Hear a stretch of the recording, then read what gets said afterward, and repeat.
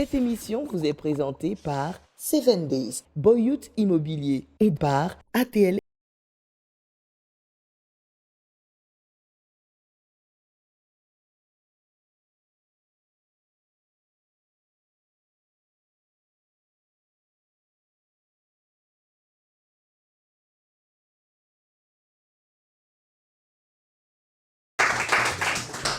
Salut à tous et à toutes, bienvenue dans votre émission Professeur Auto. Je suis votre professeur auto-école. Je suis à nouveau de retour pour un petit cours, quelques apprentissages, quelques notions et quelques éléments pour vous permettre de bien vous orienter sur la route. Aujourd'hui, dans votre émission Professeur auto-école, on aura l'occasion de tabler sur certains sujets concernant les codes de la route et les éléments qui entoure la route. Et justement, au niveau de la leçon du jour, je vous parlerai de la route avec les poids lourds. Ensuite, le panneau routier du jour sera consacré au cassis ou dodane. On va progresser tout doucement avec la rubrique Connaître sa voiture, contrôler le niveau de liquide du lave-glace ou de l'essuie-glace. Et dans la rubrique Les erreurs à ne pas faire, ne pas s'arrêter à contresens dans un double sens. On va terminer avec Mathis qui nous parlera aujourd'hui dans la rubrique On freine sur ça de l'utilisation des feux de détresse. L'émission Professeur Auto-École prend ses marques. C'est parti.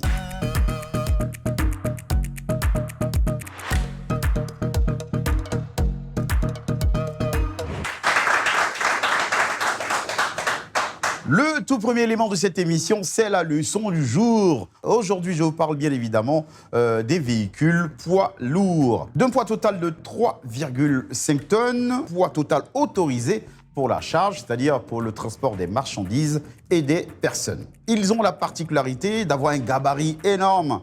Du coup, leur maniabilité, leur action sont souvent très difficiles. C'est pourquoi il faut cohabiter de façon intelligente, de façon efficiente, quand vous conduisez sur la chaussée, juste à côté d'un véhicule poids lourd. Ces caractéristiques sont donc à l'origine de nombreux risques, notamment des accidents où le conducteur de gros camions, s'il n'est pas vigilant, il risque de commettre beaucoup de dégâts. Donc pour éviter qu'il y ait des conséquences énormes, voici ce que je vous conseille. Quand vous roulez à côté d'un véhicule poids lourd, il faut s'en éloigner suffisamment, c'est-à-dire rouler suffisamment loin du gros camion. Le suivre de loin. Il est donc important de suivre le camion de loin. Lorsque vous roulez avec un véhicule poids lourd, il faut patienter derrière.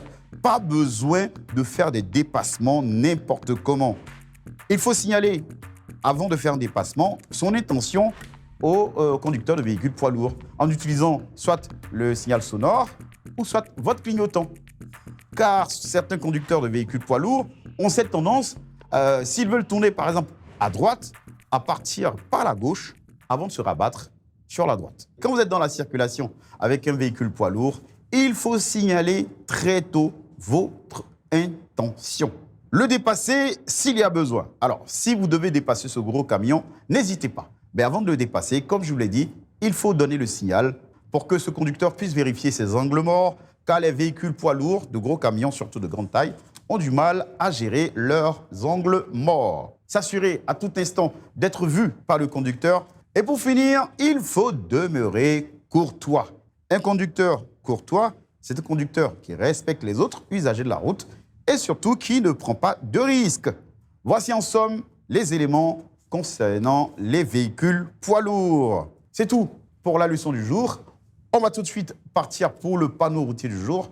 On parle aujourd'hui de cassis ou dodane. À tout de suite.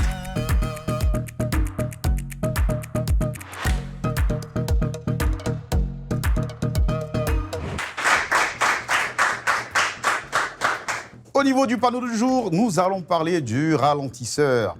Aujourd'hui, les cassis ou dodanes. Selon le code de la route, le cassis présente la même définition que les dodanes. Ils ont pratiquement les mêmes caractéristiques, à la différence que le cassis a un creux, le dodane a tout simplement une bosse. Le ralentisseur est un aménagement de la chaussée qui permet à un conducteur de garder l'allure parfaite. C'est-à-dire à l'approche des dodanes ou du cassis, le conducteur va adapter sa conduite aux dodanes.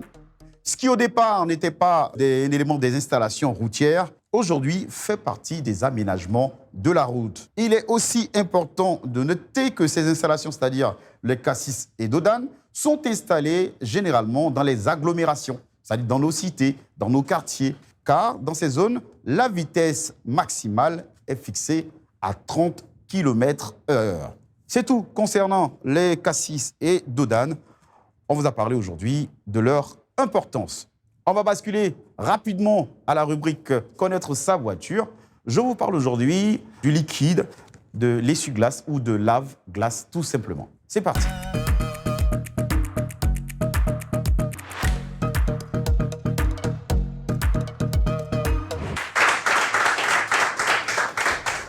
Vous avez une voiture, mais est-ce que vous connaissez bien votre voiture? Eh oui, aujourd'hui je vous parle de liquide, de lave-glace ou de l'essuie-glace. Pour le retrouver, c'est très simple. Vous n'avez qu'à ouvrir tout simplement le compartiment moteur de votre voiture. Il se trouve juste à côté aussi des ailes de votre voiture. Le réservoir est généralement blanc avec une fermeture bleue. Sur le bouchon, il y a le symbole de l'essuie-glace qui s'y trouve. Si vous ne trouvez pas l'emplacement de votre boîte d'essuie-glace, il suffit de vous référer au manuel que vous donne généralement le constructeur du véhicule. Il y a généralement dans le manuel une photo montrant toutes les indications. Vous n'avez pas besoin d'ouvrir, on va dire, la boîte de liquide d'essuie-glace pour voir s'il y a le liquide, puisqu'il est transparent. On va se poser la question aussi de savoir, mais quel liquide dois-je utiliser pour ma boîte de liquide d'essuie-glace? L'eau de votre robinet peut bien faire l'affaire. L'eau du robinet présente la caractéristique de ne pas déposer les calcaires, sauf s'il est en contact de l'eau chaude, comme les machines à café, par exemple. C'est fini pour la rubrique « Connaître sa voiture ».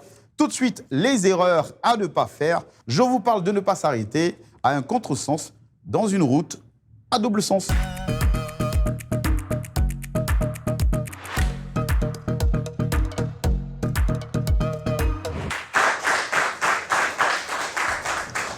À présent, la rubrique « Les erreurs à ne pas faire ». Ne pas s'arrêter à un contresens dans un double sens. C'est un détenteur du permis de conduire ont cette fâcheuse manie de s'arrêter au contresens de la route.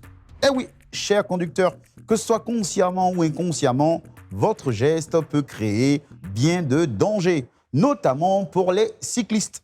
Dans la plupart des cas, le fait de stationner en contresens de la route est une infraction au code de la route. Et si, par malheur pour vous, cher conducteur, une patrouille de la police tombe sur vous, eh oui, vous risquez une forte amende. Pourquoi ne pas stationner en contresens dans ce cas? Car, sans oublier les autres usagers de la route, c'est-à-dire les autres véhicules. Vous mettez aussi en danger les occupants de votre voiture, puisque vous n'êtes pas dans la bonne ligne de conduite. Logiquement, il est interdit de stationner en contresens de la circulation, même pour quelques minutes. Pourtant, certains usagers de la route n'hésitent pas à le faire.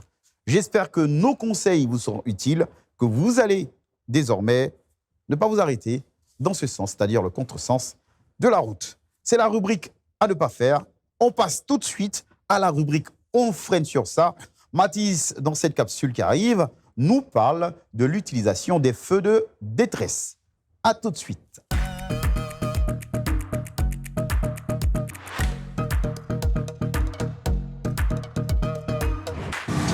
Toujours ça, c'est là, ils voient de rouge, triangle. Ce bouton rouge, hein? Donc ça, c'est les feux de détresse. La détresse, c'est quoi? C'est quand il y a une situation dangereuse, il y a un problème, il y a un danger. Sur la voiture, quoi. Voilà. Donc tu mets les feux de détresse, tu appuies comme ça, et tu vois que ça, tu vois que les feux clignotent comme ça. Voilà. Et à partir de ce moment-là, tous ceux qui viennent vers toi ou tous ceux qui te dépassent, tous ceux qui sont derrière toi vont comprendre que toi, tu dois avoir un problème. Donc si je comprends, mais c'est un moyen de communication. Voilà, c'est un moyen de communication. Voilà, pour signaler, pour dire attention, je suis en panne, que voilà. Et tous ceux qui sont autour de toi doivent faire attention en fait. Ah bon, hein? Voilà. Donc c'est un truc comme ça. Mais ça s'allume où ça? Quand tu sors, tu vas voir que les phares clignotent comme ça. Attends. Donc descends, tu vas regarder. Descends, tu vas regarder, tu vas voir. Et puis tu reviens. Ah bon, hein? Voilà. Tu vois, non? Ouais. T'as vu, non? Il a vu. Voilà. Donc, dans ce genre de situation, tu mets tes feux de détresse, tu descends, tu essaies de chercher la solution à ton problème. Tu vois? À partir de ce moment-là, quelqu'un d'autre ne peut pas quitter quelque part là-bas, venir te cogner ou bien, voilà. Attends, on sait qu'il y a un problème. On sait qu'il y a un problème. Donc, ils vont te Et dévier c'est seulement. important de l'avoir. C'est important de l'avoir. Si tes feux ne marchent pas, c'est dangereux. Petit.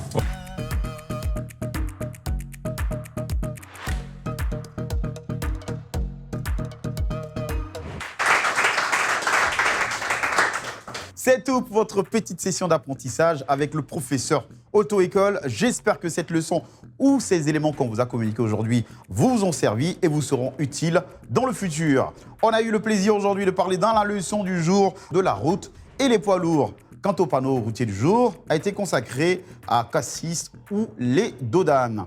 On a progressé avec la boîte de liquide du lave-glace de votre voiture. C'était dans la rubrique « Connaître sa voiture ». La suite, c'était les erreurs à ne pas faire. Je vous ai parlé de ne pas s'arrêter à contresens dans un double sens.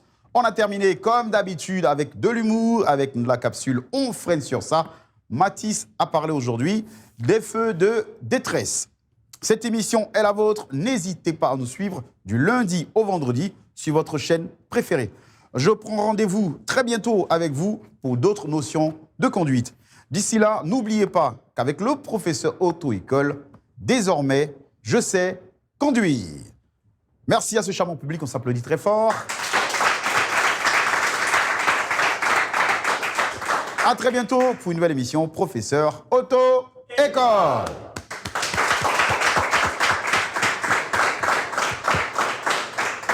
J'étais jaloux de mes amis qui avaient tendance à prendre la voiture de leurs parents pour sortir. Donc, je me suis joué les attentionnés avec ma maman. Et un jour, j'ai attendu au moment où elle m'avait laissé les clés de sa voiture. J'ai démarré la voiture. J'ai voulu me jouer les bons conducteurs et j'ai gratté la voiture. Pour tous ceux qui auront envie d'agir comme moi, je leur conseille de plus d'attendre, de chercher d'abord à avoir le permis pour conduire une voiture. Car sans permis, on n'a pas les différentes informations pour utiliser une voiture, pour conduire une voiture. Sachons-nous